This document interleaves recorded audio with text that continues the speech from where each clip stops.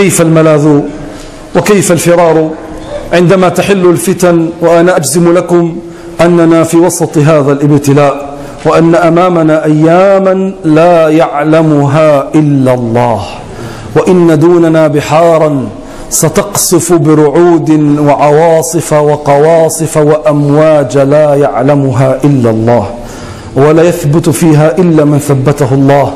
أسأل الله بأسمائه الحسنى وصفاته العلى على قلة تقديم منا وقلة حيلة ركبت فينا أن يتولاني وإياكم بمحض إرادته ومنه وإحسانه. كيف نخرج أيها الأحبة؟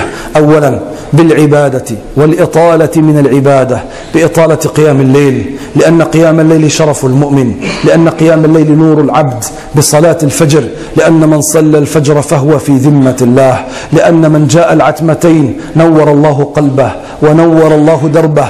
الأمر الأول بالعبادة، بالإكثار من العبادة. في حديث الإمام مسلم عن النبي صلى الله عليه وسلم قال: عبادة في الهرج، عبادة عند الابتلاء كهجرة إليه، عبادة في الهرج كهجرة إليه. هذه العبادة تشمل كل أنواع الطاعات. وأكثروا من الأذكار، أكثروا من الأذكار، لأن اللسان الذي أدمن الذكر يقوم القلب ويسدد النية. اللسان الذي يعتاد الذكر لا يتكلم إلا بما يرضي الله.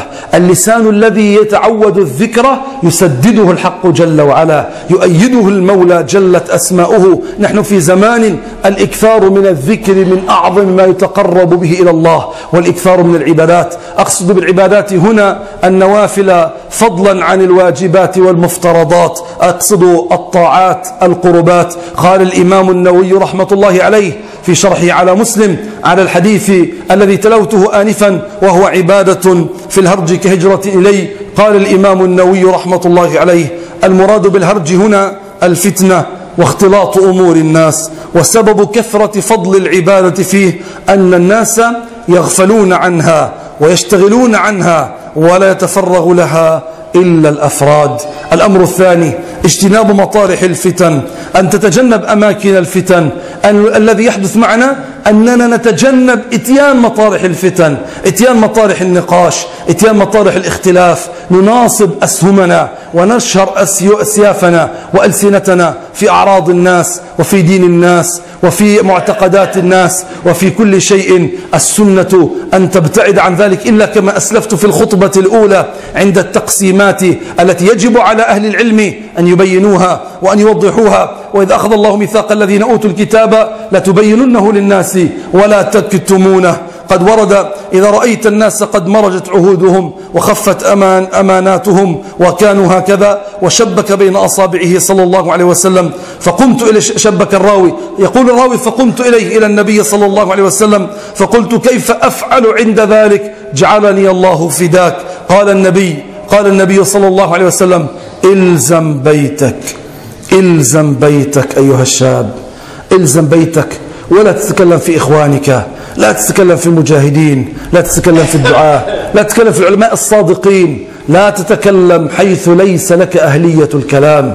ما زلت حدثا قرأت 4 كتب وربع، ما زلت حدثا قرأتم 11,000 صفحة، ربما فهمت بعضها وفاتك كثير منها. إلزم بيتك، إلزم بيتك، إلزم غرزك، إلزم صفك، إلزم مكانك، تأدب، تواضع، إلزم بيتك. هذه وصية النبي صلى الله عليه وسلم، قال: إلزم بيتك واملك عليك لسانك، وخذ ما تعرف ودع ما تنكر. خذ المتفق عليه قطعا ودع ما تنكر، وعليك بأمر خاصة نفسك ودعك من أمر العامة. كلنا نتكلم في أمر العامة، ولو سألتنا: كيف أنت والقرآن؟ كيف أنت والذكر؟ كيف أنت وصلة الأرحام؟ كيف أنت والإخلاص؟ كيف أنت كيف أنت كيف أنت؟ لما أجابك، لأنه يعرف الإجابة من نفسه. منشغلون نحن بأمر العامة عن أن ننشغل بأمر أنفسنا، ولا حول ولا قوة إلا بالله العلي العظيم. وأما الأمر الثالث أيها الأحبة، فهو إذا لم تستطع أن تتجنب الفتن فتترك الفتن مطلقا، تترك الفتن مطرحها مكانها. نعم، إذا ما لك قدرة على أن تواجه الفتن اترك الفتن. في الحديث الصحيح عند البخاري يعنون عنوان: باب الفرار من الفتن. باب الفرار من الفتن. جاء فيه عن أبي سعيد الخدري عن النبي صلى الله عليه وعلى آله وسلم أنه قال: يوشك أن يكون خير مال المسلم غنم يتبع بها شعف الجبال ومواقع القطر يفر بدينه من الفتن.